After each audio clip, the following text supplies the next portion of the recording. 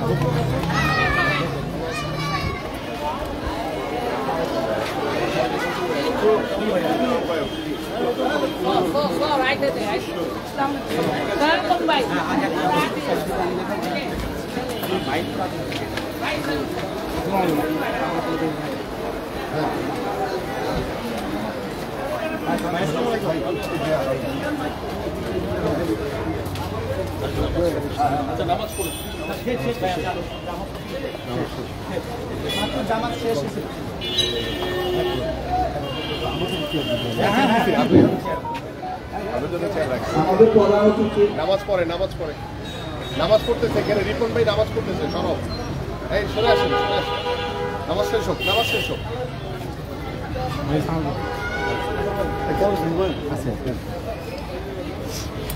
মন্টু মামার প্রোগ্রামে আইছে অলরেডি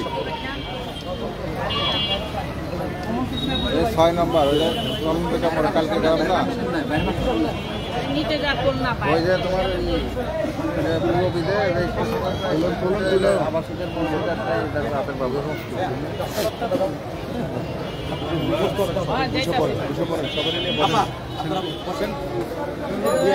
দাদার লাগে ছবিটা নিয়ে নেই ঠিক আছে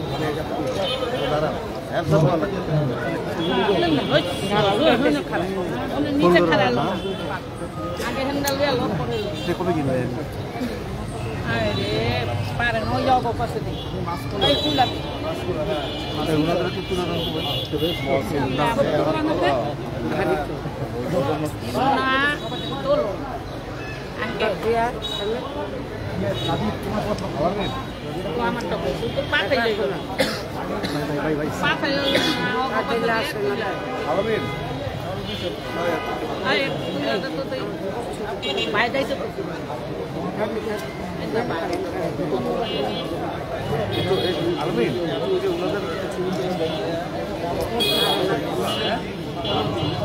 আলামিন ছবি তুলে দেবেন পালকটা পাঠাইলা পাবে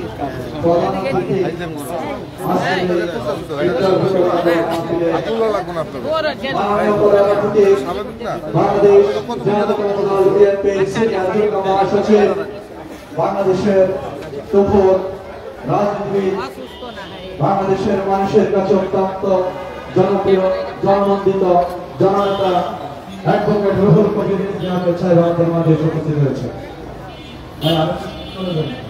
বিশেষ অতিথি হিসেবে আমাদের মাঝে এসে উপস্থিত হয়েছে ঢাকা মহানগর উত্তর বিএনপির নন্দিত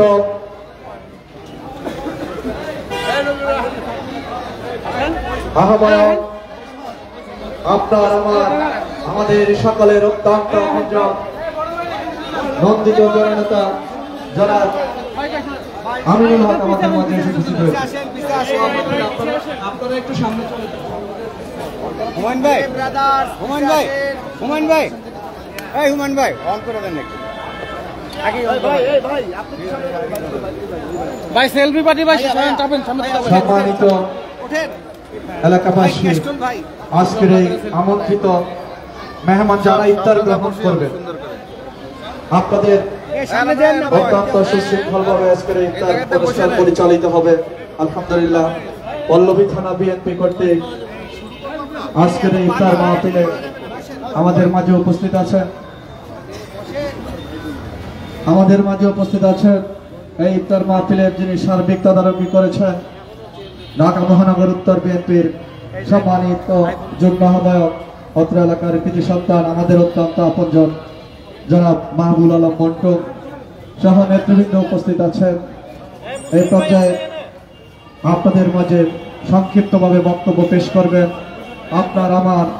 আমাদের অত্যন্ত আপনজন, আমাদের অত্যন্ত প্রিয় ব্যক্তিত্ব, আমাদের রাজনৈতিক অভিভাবক, যার তত্ত্বাবধানে শুধু এই ওয়ার্ড নয়, পল্লবী, রূপনগর তথা সারা ঢাকাতেই, বিশেষ করে পল্লবী এবং রূপনগরের প্রতিটি ওয়ার্ডে, প্রতিটি ইউনিটে, বিভিন্ন জায়গায় মোড়ে মোড়ে আজকের এই ইফতার সামগ্রী বিতরণ প্রথম রমজান থেকে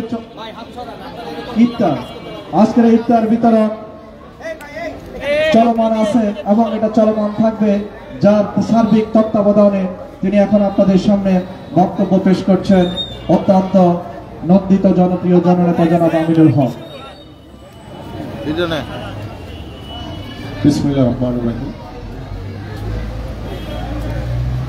পবিত্র মাহে রমজান উপলক্ষে আমাদের বিএনপি ভারপ্রাপ্ত চেয়ারম্যান জনাব তারেক রহমান কর্তৃক নির্দেশনায় আমাদের ঢাকা মহানগর উত্তর বিএনপির প্রত্যেকটি থানা, ওয়ার্ড, ইউনিট, পাড়া মহল্লায়, বাজার সংলগ্ন বিভিন্ন রাস্তায়, বাস স্ট্যান্ড সহ বিভিন্ন স্পটে সাধারণ মানুষের জন্য যে ইফতার, সেই ইফতার অনুষ্ঠানে আমাদের মাঝে আজকে প্রধান অতিথি হিসেবে উপস্থিত হয়েছেন আমাদের সকলের প্রিয়, অত্যন্ত বলিষ্ঠ কণ্ঠস্বর, সাবেক ছাত্রনেতা, রাকসুর সাবেক ভিপি, চলমান যে গণতান্ত্রিক আন্দোলন, সেই আন্দোলনের অত্যন্ত পরিশ্রমী নেতা এবং বারবার কারা নির্যাতিত নেতা, আমাদের বাংলাদেশ জাতীয়তাবাদী দল বিএনপির সিনিয়র যুগ্ম মহাসচিব জনাব অ্যাডভোকেট রুহুল কবির রিজভী আমাদের মাঝে উপস্থিত রয়েছেন। আমাদের ঢাকা মহানগর উত্তর বিএনপির সংগ্রামী যুগ্ম আহ্বায়ক জনাব মাহবুব আলম মন্টু, আমাদের মাঝে উপস্থিত পল্লবী থানা বিএনপির ভারপ্রাপ্ত আহ্বায়ক জনাব কামাল হোসেন খান, আমাদের মাঝে উপস্থিত আমাদের ঢাকা মহানগর উত্তর স্বেচ্ছাসেবক দলের সংগ্রামী সাধারণ সম্পাদক মহসিন সিদ্দিকী রনি সহ এখানে আমাদের পল্লবীর স্থানীয় বিভিন্ন পর্যায়ের নেতৃবৃন্দ, ওয়ার্ড ও অঙ্গ সংগঠনের বিভিন্ন পর্যায়ের নেতৃবৃন্দ, সবাইকে আসসালামু আলাইকুম। প্রিয় নেতৃবৃন্দ এবং আজকের যাদের জন্য আয়োজন, আজকের আমার সামনে উপবিষ্ট যে এলাকার, অত্র এলাকার সাধারণ মানুষ, সেই সাধারণ মানুষের উপস্থিতিতে আমরা আজকের এই ইফতার মাহফিল অনুষ্ঠিত করতে যাচ্ছি। আমি শুধু সংক্ষেপে বলতে চাই যে আমাদের মাননীয় ভারপ্রাপ্ত চেয়ারম্যান জনাব তারেক রহমান যে নির্দেশনা দিয়েছেন, ঢাকা মহানগর উত্তর, দক্ষিণ সহ সারা বাংলাদেশের প্রত্যেকটি এলাকাতে, প্রত্যেকটি পাড়া মহল্লায়, বাজারে, বিভিন্ন স্পটে যারা পথচারী রয়েছে, যারা সাধারণ মানুষ রয়েছে, সেই সাধারণ মানুষদের জন্য আমাদের আজকে এই ইফতার আয়োজন। এবং এই ইফতার আয়োজন শুধু আজকের জন্য নয়, আমরা ইফতার সারা মাস ব্যাপী করব। ঈদের আগের দিন পর্যন্ত আমাদের এই ইফতার মাহফিল চলমান থাকবে, আমাদের এই ইফতার বিতরণ চলমান থাকবে। আমি শুধু বলতে চাই যে বাংলাদেশ জাতীয়তাবাদী দল বিএনপি গত 17 বছর আমরা অনেক বাধা বিপত্তি পেরিয়ে আমাদের বিভিন্ন পুলিশের অনুমতি, উমুকের অনুমতি, তার ওই সিনিয়র ইয়াদের অনুমতি, বিভিন্ন জনের অনুমতি নিয়ে আমাদের ইফতার মাহফিল করতে হতো। আমরা সেই সকল ইফতার মাহফিলে আমরা অনেক বাধা বিপত্তি পেরিয়ে, এবং ইফতার মাহফিল থেকেও দেখা গেছে যে আমাদের অনেক নেতা কর্মীদেরকে অ্যারেস্ট করে নিয়ে গেছিল এই স্বৈরাচার ফ্যাসিস্ট সরকার। কিন্তু সকল বাধা বিপত্তি পেরিয়ে আজকে যখন আমরা 5ই আগস্ট বাংলাদেশ স্বাধীন হয়েছে, বাংলাদেশ স্বৈরাচার মুক্ত হয়েছে, আমরা স্বৈরাচার শেখ হাসিনা মুক্ত হয়েছে, কিন্তু পরিপূর্ণভাবে স্বৈরাচার মুক্ত হইনি। আমরা গণতন্ত্রের দ্বার প্রান্তে পৌঁছেছি, কিন্তু এখন পর্যন্ত গণতন্ত্র পরিপূর্ণভাবে প্রতিষ্ঠিত হয়নি। আজকে আমরা অন্তর্বর্তীকালীন সরকারের কাছে বারংবার আহ্বান করছি যে বাংলাদেশে প্রত্যেকটি রাষ্ট্রীয় প্রতিষ্ঠানে স্বৈরাচারের দোসররা বসে আছে। তাদেরকে অপসারণ করুন, তাদেরকে নির্মূল করুন, তাদেরকে আইনের আওতায় এনে তাদের বিচার করুন। কারণ সেই রাষ্ট্রীয় প্রতিষ্ঠানগুলোতে এখনো সেই স্বৈরাচারের ষড়যন্ত্রকারীরা তারা বসে ষড়যন্ত্র করে বেড়াচ্ছে। তারা বসে বাংলাদেশের মানুষের বিরুদ্ধে ষড়যন্ত্র করছে। এই ষড়যন্ত্র, এই স্বৈরাচার মুক্ত করতে গেলে, বাংলাদেশে পরিপূর্ণ গণতন্ত্র প্রতিষ্ঠিত করতে গেলে শুধু তখনই সম্ভব যখন বাংলাদেশে একটি অবাধ সুষ্ঠু নির্বাচন হবে। সেই নির্বাচনে জনগণের সরকার প্রতিষ্ঠিত হবে। সেই জনগণের সরকারই একমাত্র পারবে বাংলাদেশে পরিপূর্ণ গণতন্ত্র প্রতিষ্ঠিত করতে, বাংলাদেশকে পরিপূর্ণভাবে স্বৈরাচার মুক্ত করতে এবং বাংলাদেশের যে ধ্বংসস্তূপ যে রাষ্ট্র কাঠামোগুলো রয়েছে সেই ধ্বংসস্তূপ রাষ্ট্র কাঠামোগুলোকে পরিপূর্ণভাবে পুনর্গঠন করা যাবে এবং পরিপূর্ণভাবে নতুনভাবে ঢেলে সাজানো যাবে। আজকে যে মব জাস্টিস আমরা দেখছি, এটি অত্যন্ত দুঃখজনক। একটি গণতান্ত্রিক দেশে যেখানে এত রক্তের বিনিময়ে বাংলাদেশ আজকে স্বৈরাচার মুক্ত হয়েছে, সেই বাংলাদেশে যখন দেখি নিজেদের হাতে একটি গোষ্ঠী ইচ্ছাকৃতভাবে বাংলাদেশকে একটি অস্থিতিশীল অবস্থায় পরিণত করার জন্য নিজের হাতে আইন তুলে নিচ্ছে, সেই নিজের হাতে আইন তুলে নিয়ে বিভিন্ন জায়গায় বিশৃঙ্খলা তৈরি হচ্ছে, এতে প্রমাণ হচ্ছে যে বাংলাদেশে অতি দ্রুত একটি নির্বাচন দরকার। কারণ এই নির্বাচিত সরকারই পারবে এই সকল সমস্যার, এই মব জাস্টিসের নামে যারা আইন হাতে তুলে নিচ্ছে তাদেরকে দ্রুত বিচারের আওতায় এনে তাদের বিচার করতে হবে। এবং আমাদের পাশাপাশি আমাদের একটি গোষ্ঠী তারা সংস্কারের নামে নির্বাচনকে পিছিয়ে দেওয়ার একটি অপচেষ্টা করছে। এদেশের জনগণ এটা কখনোই মেনে নেবে না। আমরা চাই বাংলাদেশে সুশৃঙ্খলভাবে একটি অবাধ সুষ্ঠু নির্বাচনের মাধ্যমে জনগণের সরকার প্রতিষ্ঠিত হবে।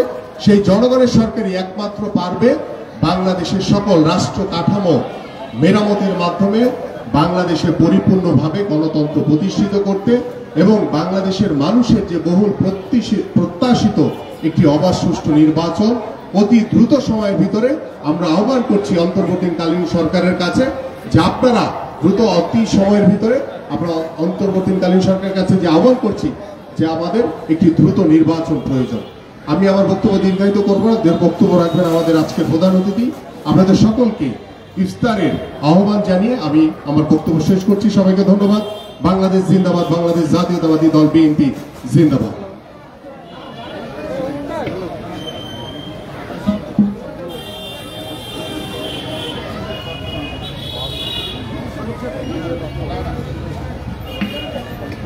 সম্মানিত সুধীবৃন্দ, প্রিয় আজকের এই রোজাদার ভাইয়েরা, ইফতারের পূর্ব মুহূর্তে আপনাদের সামনে ইফতার নিয়ে উপস্থিত হয়েছেন আজকে এই ইফতার অনুষ্ঠানের মাননীয় প্রধান অতিথি, বাংলাদেশের জনগণের কাছে যিনি অত্যন্ত প্রিয় জননন্দিত জননেতা, বাংলাদেশ জাতীয়তাবাদী দল বিএনপির কেন্দ্রীয় নির্বাহী কমিটির সিনিয়র যুগ্ম মহাসচিব, সাবেক ছাত্রনেতা, নন্দিত জনপ্রিয় জননেতা জনাব অ্যাডভোকেট রুহুল কবির রিজভী আহমেদ সাহেব,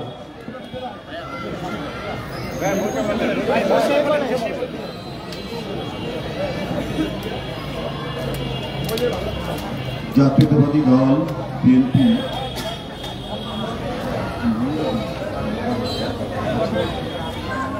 মহানগর উত্তরের পক্ষে পল্লবী থানার বিএনপির নেতৃবৃন্দ আজকে রোজাদারদের জন্য এই ইফতার ও দোয়ার অনুষ্ঠানটি করছেন। যারা এই ইফতার ও দোয়া মাহফিলের আয়োজন করেছেন তাদের আমি আন্তরিক ধন্যবাদ জানাই, কৃতজ্ঞতা জানাই যে সাধারণ মানুষকে, বিশেষ করে যারা নিম্ন আয়ের মানুষ, যাদের পক্ষে ইফতারি কেনা অনেকের পক্ষে সম্ভব হয় না বা স্বল্প ইফতারি করে জীবন ধারণ করেন, এদেরকে সম্পৃক্ত করে এই মাহফিলের আয়োজন করেছেন। এই কারণে তাদের প্রতি আমার আরও বেশি, আরও গভীরভাবে আমার শ্রদ্ধা এবং কৃতজ্ঞতা। আমি ধন্যবাদ জানাই আপনাদের অত্যন্ত নিবেদিত প্রাণ এক নেতা ফুটবলার আমিনুল নামে যে পরিচিত আমাদের মহানগর উত্তরের আহ্বায়ক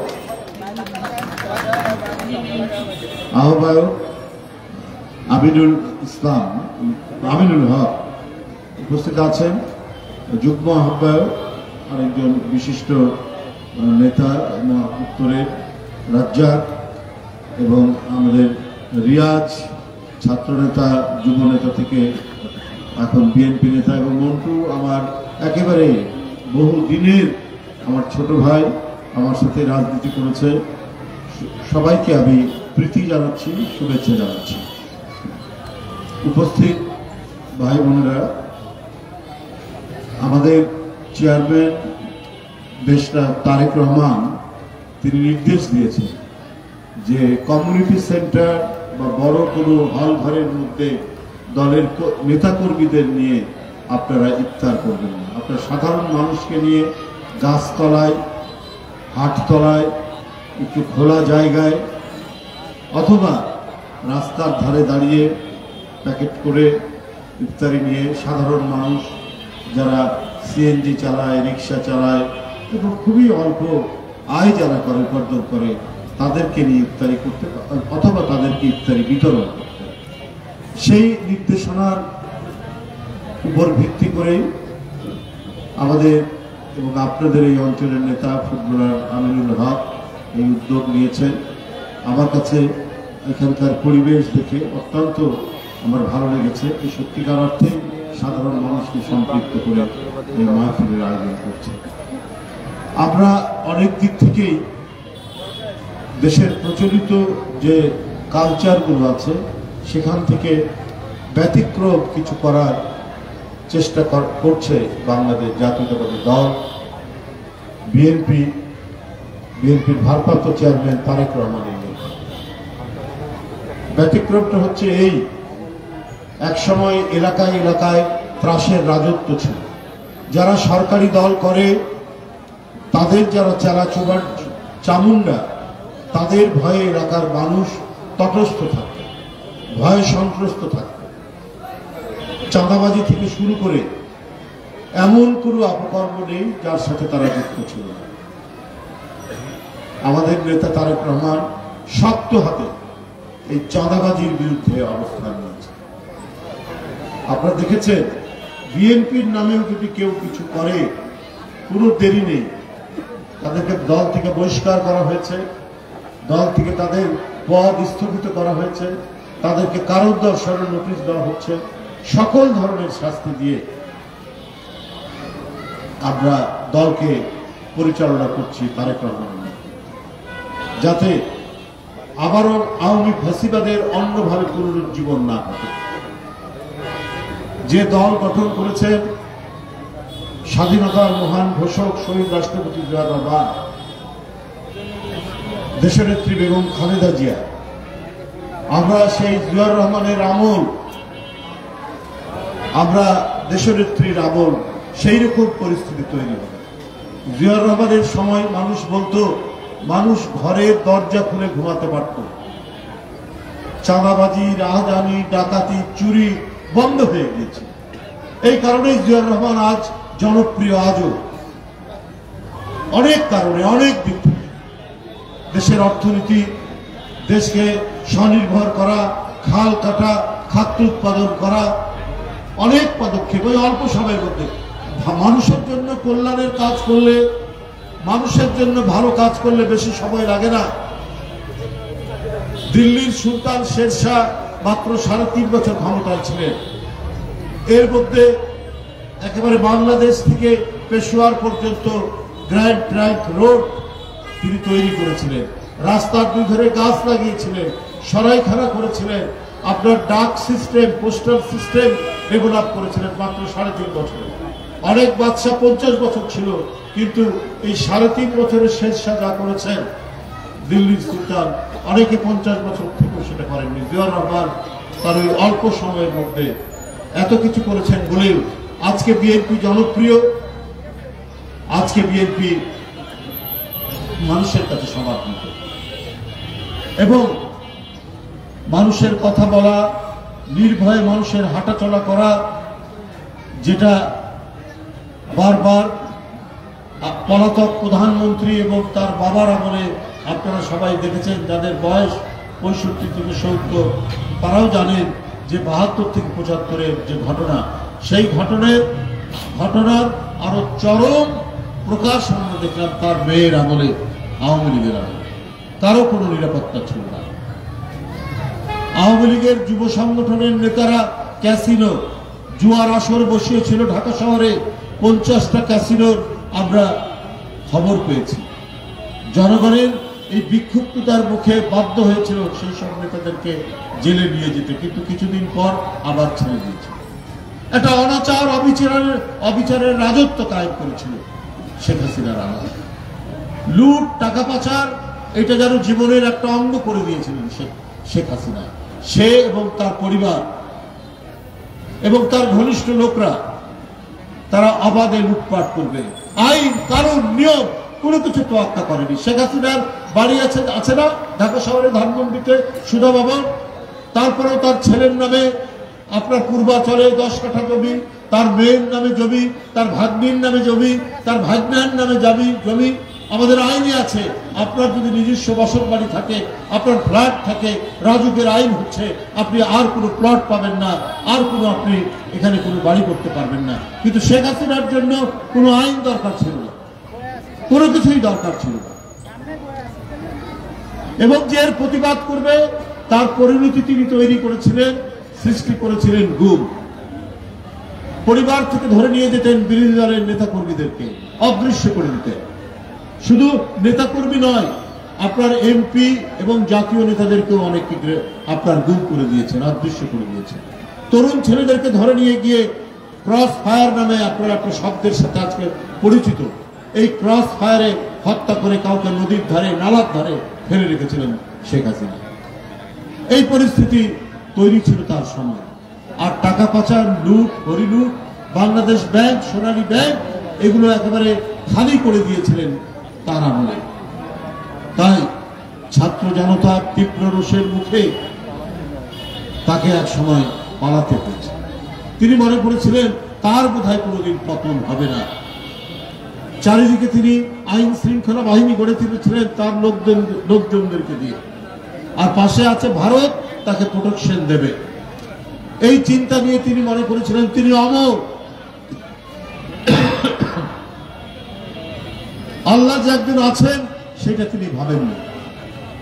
সেইটা ভাবেননি বলেই তিনি একের পর এক নিজের দেশ, নিজের দেশের মানুষের উপর স্টিম রোলার চালিয়েছেন, ক্ষতবিক্ষত করেছেন। মানুষকে দমন করতে গিয়ে রাষ্ট্র শক্তিকে ব্যবহার করেছেন নির্বিচারে, এবং করতে গিয়ে যারা এই দমন করে কাদেরকে দিয়ে? আইন শৃঙ্খলা বাহিনীকে দিয়ে। এবং তারা তার সুযোগ দিয়েছে। কারো 1000 বিঘা জমি, কারো আপনার 100টার উপর ফ্ল্যাট। যারা আওয়ামী লীগের ডিসি ছিলেন, আইজি ছিলেন, এডিশনাল আইজি ছিলেন, কারণ তাদেরকে দিয়ে তিনি দিনের ভোট রাত্রে করিয়েছেন, তাদেরকে দিয়ে তিনি বাংলাদেশের ভোট, নির্বাচন ব্যবস্থা ধ্বংস করেছেন। তাই তারা যখন অনাচারে লিপ্ত হয়েছে, তারা যখন একের পর এক লুটপাটে লিপ্ত হয়েছে, শেখ হাসিনা মুখ বন্ধ করে রেখেছিলেন। তার তো বলার কিছু নাই, কারণ তাদেরকে দিয়েই তিনি রাষ্ট্রীয় অনাচার করেছেন। মানুষের ভোটাধিকার, মানুষের কথা বলার অধিকার, মানুষের নাগরিক স্বাধীনতা সবকিছু তিনি কেড়ে নিয়েছিলেন। এরপরে তাকে চলে যেতে হয়েছে, ফেরাউনকে চলে যেতে হয়েছে, নমরুদকে চলে যেতে হয়েছে। তারা কেউ টিকে থাকতে পারেনি, কিন্তু তারা মনে করেছিল তাদের ক্ষমতা ঈশ্বরের সমতুল্য, আল্লাহর সমতুল্য। এই ভাবতে গিয়েই তাদের পতন হয়েছে। শেখ হাসিনাও তাই মনে করেছিল, তাই তাকে চলে যেতে হয়েছে। ক্ষতি করে দিয়েছেন অনেক তরুণ, শিশু, কিশোর হত্যা করেছেন তিনি টিকে থাকার জন্য, ক্ষমতার জন্য। অনেক রিক্সাওয়ালাকে হত্যা করেছেন, প্রায় 97 জন শ্রমিককে হত্যা করেছে। আর আবু সাইদ, মুগ্ধ, আহনাফ, কত ছাত্রদেরকে যে তিনি হত্যা করেছেন শুধুমাত্র তার গদি রক্ষা করার জন্য। কিন্তু জনগণের শক্তি যখন নেমে আসে আল্লাহর তরফ থেকে, তখন কোনো ট্যাঙ্ক, কামান, রাইফেল, গুলি কোনো কিছুই জনগণের ধেয়ে আসা শক্তির কাছে টিকতে পারে না। শেখ হাসিনাও সেটা টিকে। তাই আজকে যারা জনগণের রক্তদানের মধ্যে দিয়ে মানুষের শুভদিন প্রত্যাশায় যে সরকার হয়েছে অন্তর্বর্তীকালীন সরকার, সেই সরকারকে এইসব বিষয়গুলি আপনার চিন্তা করতে হবে। তাদের মধ্যে যেন কোনো স্বৈরাচারের বৈশিষ্ট্য না আসে। একটি সরকার যখন জনগণের সমর্থিত হবে, সেই সরকারের বিরুদ্ধে সমালোচনা হবে, তীব্র সমালোচনা হবে। যে সরকার সেই সমালোচনা সহ্য করতে পারবে, সেই সরকার হবে সফল সরকার, সেটাই হবে গণতান্ত্রিক সরকার। জনগণ 17 বছর ধরে ভোট দিতে পারেনি। জনগণের পক্ষ থেকে দাবি যে কবে অবাধ সুষ্ঠু নির্বাচন হবে, কিন্তু এই সরকার ওই ডেটটা দিতে নারাজ। বহুদিন বলার পর মাস বলেছেন ডিসেম্বর, কিন্তু সরকার তো তারিখও বলতে পারে যে অত তারিখ বা অত তারিখের মধ্যে। কেন বলেন? কিসের সংস্কার করবেন? সংস্কার তো চলমান প্রক্রিয়া। আপনারা একটা আইডিয়া দেন, সংস্কারগুলো আইনে পরিণত করবে কে? নির্বাচিত পার্লামেন্ট। ওটা যদি আইন করতে হয়, ওটা যদি সংবিধানে সন্নিবেশিত করতে হয়, তাহলে তো এটা করবে একটা নির্বাচিত পার্লামেন্ট। তাই সবার আগে আপনার জাতীয় সংসদ নির্বাচন হতে হবে। আগে জনগণের ক্ষমতা জনগণকে ফেরত দেয়, তারপরে না সবকিছু। এই জন্যই আপনাদেরকে একটা ব্যাপক আন্দোলনের মধ্যে দিয়ে, রক্তক্ষয়ী আন্দোলনের মধ্যে দিয়ে ডক্টর ইউনূস সাহেবের মতো একজন আন্তর্জাতিক সম্মানিত মানুষ আজকে সরকার প্রধান হয়েছে। তার কাছ থেকে মানুষ সবসময় ইতিবাচক সমস্ত কিছু আশা করে। আমার মনে হয় যে অন্তর্বর্তীকালীন সরকারের ভিতরেও কিছু বিএনপি বিদ্বেষী উপদেষ্টা রয়েছে।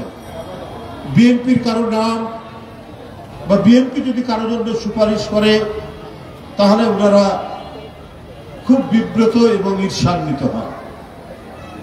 ঈর্ষান্বিত হয়ে সেটাকে তারা বাইপাস করার চেষ্টা করে।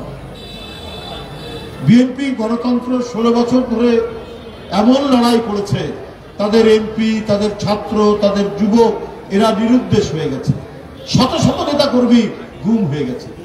এই গণতন্ত্রের লড়াইয়ের চ্যাম্পিয়নের পতাকা যিনি নিজের নির্যাতন সহ্য করে যিনি অগ্রগামী করেছেন, তিনি তো দেশনেত্রী বেগম খালেদা জিয়া।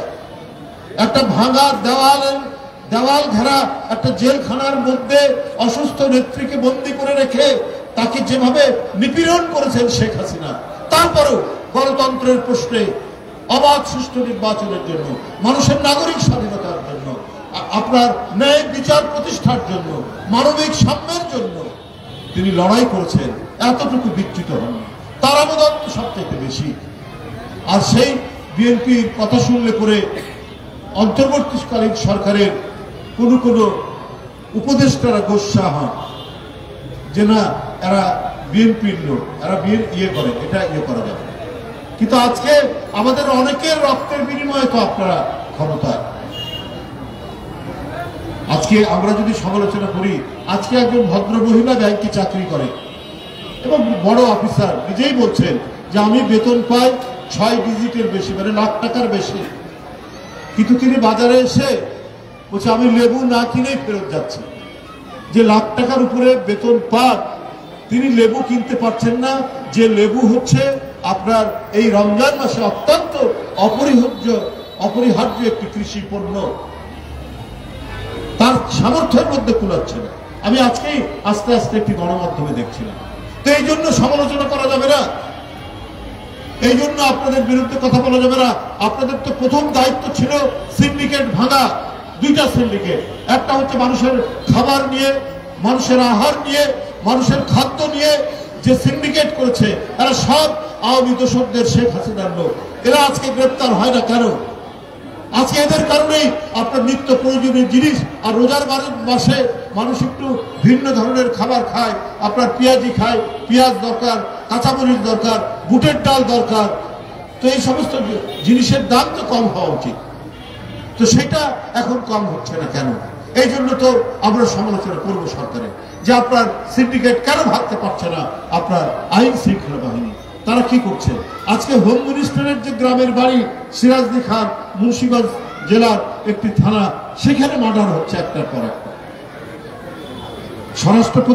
স্বরাষ্ট্র উপদেষ্টা ভদ্রলোক মানুষ, ভালো মানুষ, সৎ মানুষ, সবই ঠিক আছে, কিন্তু উনার যে পুলিশ, উনার যে আইন শৃঙ্খলা বাহিনী, তারা ঠিক মতো কাজ করছে। ওই দোষকদের কাছে তো টাকা আছে, আওয়ামী লীগের যারা লোকরা, তারা সমাজের মধ্যে অশান্তি, স্থিতিশীলতা এটা বিনষ্ট করার জন্য নানাভাবে কাজ করবে। এই যে আমিনুল বলেছে মব কালচার, মব জাস্টিস, কেন? আজকে যদি আইনের শাসন নিশ্চিত থাকতো, তাহলে কে চোর কে ডাকাত এইটা তো নির্ভর করবে আইনি প্রক্রিয়া। এর জন্য তো আছে আদালত, পুলিশ গ্রেফতার করবে, আদালত বিচার করবে।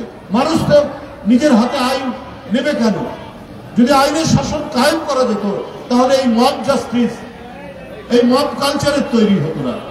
আজকে গ্রামের মধ্যে, গতকালই তো ঘটনা, গত পরশু দিন গ্রামের মধ্যে মসজিদের মাইকে আজান দিয়ে বলেছে ডাকাত করেছে, চারিদিক থেকে গ্রামবাসী ছুটে এসে কয়েকজন লোক মারা গেছে। এটা তো একটা ভয়ঙ্কর দৃষ্টান্ত, একটা ভয়ঙ্কর পরিবেশ তৈরি হচ্ছে। এইটা তো এই সরকারের দেখা উচিত।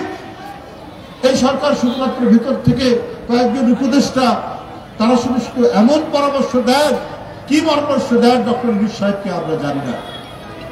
ডক্টর ইউনূস সাহেবকে ভালো পরামর্শ দিলে পরে আজকে পুলিশের যে কর্তৃত্ব, তারা ফিল্ড লেভেলে কেন তারা সেটা প্রয়োগ করতে পারছে না? কেন চুরি ডাকাতি বাড়ছে, কেন ছিনতাই বাড়ছে, কেন হত্যা হচ্ছে, রক্ত ঝরছে? এই যে সামাজিক যে অনাচার, এই অনাচার বন্ধের দায়িত্ব তো সরকার, আর এই সরকারকে তো সমস্ত রাজনৈতিক দল সমর্থন দিয়েছে, তো তাদের তো কোনো ভয় নেই। যাই হোক, আমি আমার বক্তব্য দীর্ঘায়িত আর করবো না। আজকে আবারও আমি তাদেরকে ধন্যবাদ জানাচ্ছি যারা এখানে আয়োজন করেছেন, এবং গরিব মানুষ, নিম্ন আয়ের মানুষকে নিয়ে বিএনপির পক্ষ থেকে পল্লবী থানার তারা যে ইফতারের আয়োজন করেছেন, তাদেরকে আবারও ধন্যবাদ জানিয়ে উপস্থিত। এবং ঢাকা মহানগর উত্তর বিএনপি যারা ফুটবলার আমিনুল হকের নেতৃত্বে, এই আমি আসার সময় দেখলাম প্রায় মরে মরে অসংখ্য পয়েন্ট তারা করেছেন ইফতারের সাধারণ মানুষকে দেওয়ার জন্য।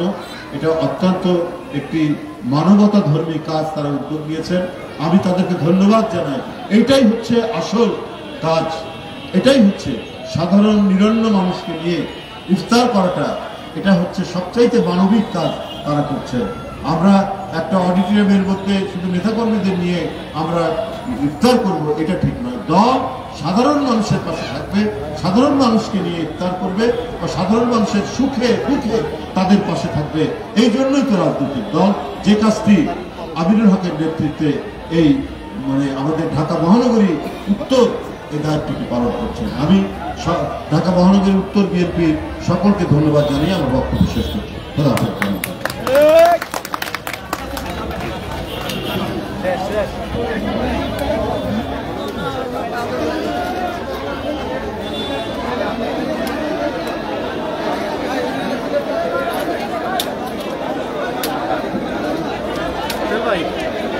আজকের কথা আছে যাব